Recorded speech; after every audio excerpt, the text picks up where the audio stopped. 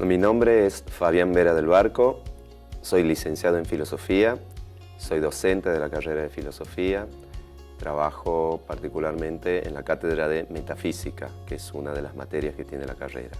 La carrera de Filosofía en la Universidad de Tucumán tiene dos títulos, digamos, otorga dos títulos, el título de profesorado, el título de profesor en Filosofía y el título de licenciado en Filosofía. En realidad la mayor diferencia entre uno y otro es que el título de profesor tiene un conjunto de materias que son pedagógicas, que le enseñan al alumno una serie de destrezas vinculadas con la enseñanza de la filosofía. Es decir, tiene la misma formación que el licenciado, pero además va a tener una formación específica para que pueda ir a un aula y enseñar la filosofía.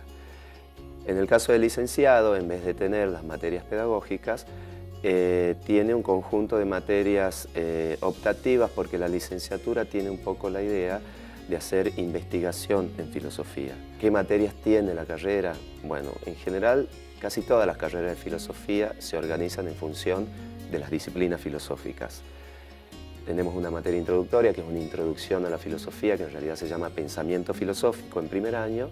Y después un eje muy fuerte que es el eje de las materias históricas. Tenés historia de la filosofía antigua, medieval, moderna, contemporánea. Y también tenemos en este plan una cátedra de pensamiento argentino y latinoamericano. Después tenés las materias que se corresponden con clásicas disciplinas de la filosofía, como la metafísica, la ética, la estética, la filosofía de la religión, la filosofía de la historia, la filosofía social y política, la filosofía de la ciencia, la nociología. Es decir, el alumno en la carrera va a tener un abanico casi exhaustivo, diríamos, de todas aquellas áreas o temas en que la filosofía históricamente ha trabajado. Históricamente la filosofía nace hace muchos años, en muchos siglos, en el siglo VII, VIII a.C., en Grecia, en el Mediterráneo, y se entiende que es como una disciplina madre.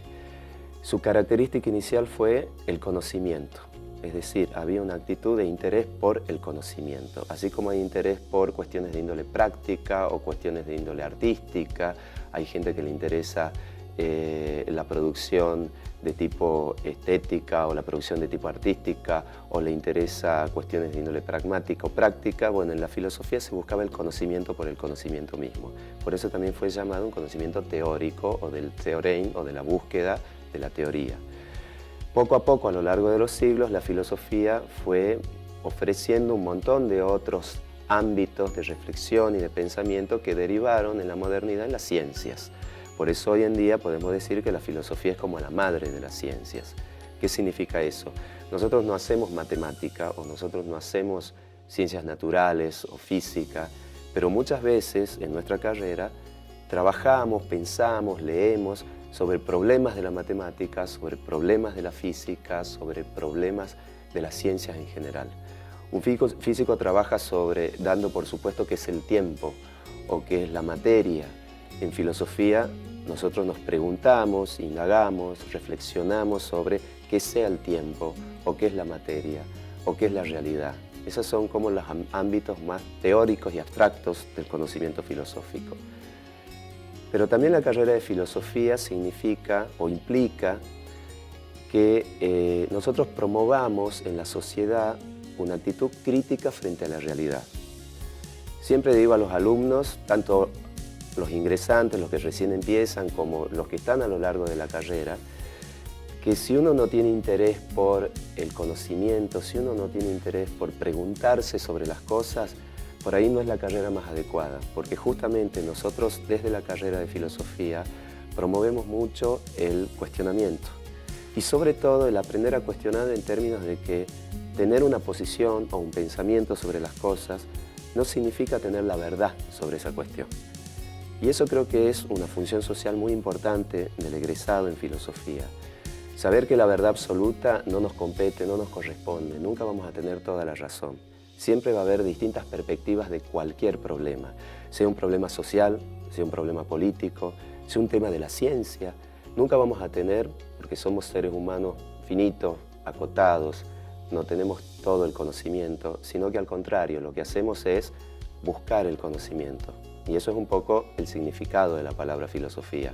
Significa amor o tendencia a la sabiduría. Decían los griegos que eso es lo que nos hace humanos, porque los animales no saben, son ignorantes, pero no saben que no saben. Los dioses saben todo, decían los griegos. El único que sabe que no sabe es el ser humano.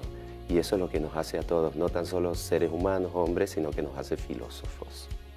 El cursado de la carrera está ordenado como prácticamente cualquier otra carrera en la universidad a través de cátedras que dictan, en nuestro caso, una materia. Cada cátedra es una materia. Hay materias que se dictan de forma cuatrimestral, hay materias que se dictan de forma anual. Durante 5 años se hace el estudio, tenemos 5 años de carrera, tanto para el profesorado como para la licenciatura. Se hacen generalmente clases teóricas y clases prácticas. Las clases teóricas, en general, son lo que nosotros llamamos clases magistrales. Hay un profesor que está hablando. Y las clases prácticas normalmente son muy variadas, depende de cada cátedra, pero normalmente tienen que ver con un trabajo de lectura e interpretación de textos. El estudiante de filosofía es un estudiante que está como muy ligado al libro, no tan solo el libro en formato papel. Hoy en día tenemos muchos material en internet, se trabaja mucho con material online también.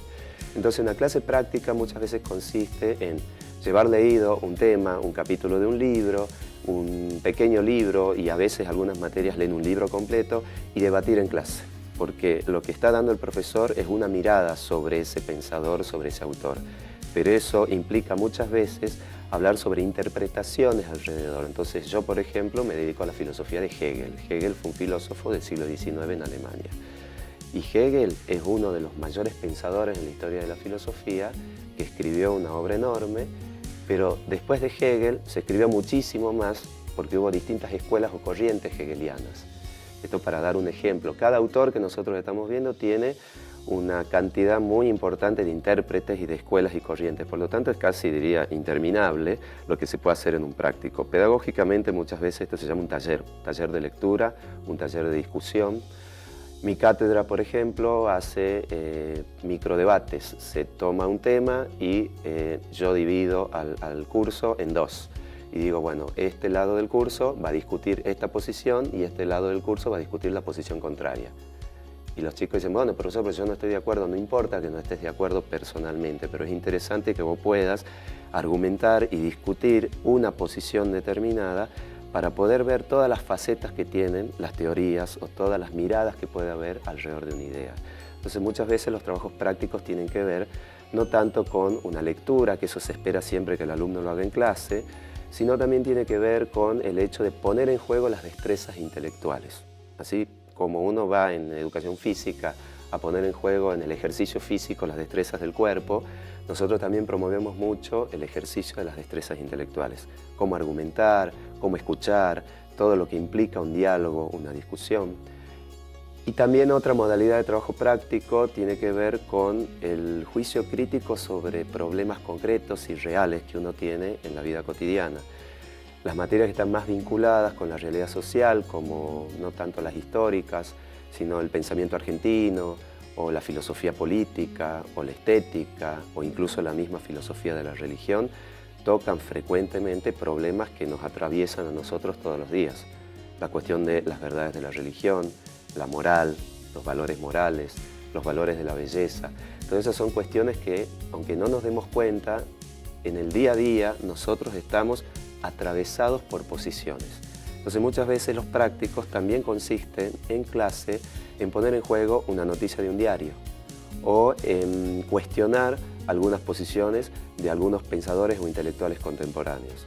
Entonces de repente la carrera en filosofía se transforma en un ámbito, independientemente del título que otorgue la carrera de profesor o de licenciado, se convierte en un ámbito de reflexión, en un ámbito donde nosotros esperamos que se ejerza el derecho a pensar y que se ejerza también el derecho a escuchar, que muchas veces también está bastante menoscabado. Por ahí estamos como mucho más interesados en decir lo que opinamos y no estamos muy adiestrados o no estamos muy acostumbrados a escuchar posiciones que no nos gustan. Creo que en ese sentido es una carrera que aporta mucho al clima democrático que esperamos siempre desde la universidad promover. La experiencia me dice que el estudiante de la carrera de filosofía no es un prototipo de estudiante. Tenemos estudiantes y estudiantas de todas las edades, de todas las orientaciones, justamente porque damos muchas orientaciones, abarcamos muchos ámbitos del conocimiento.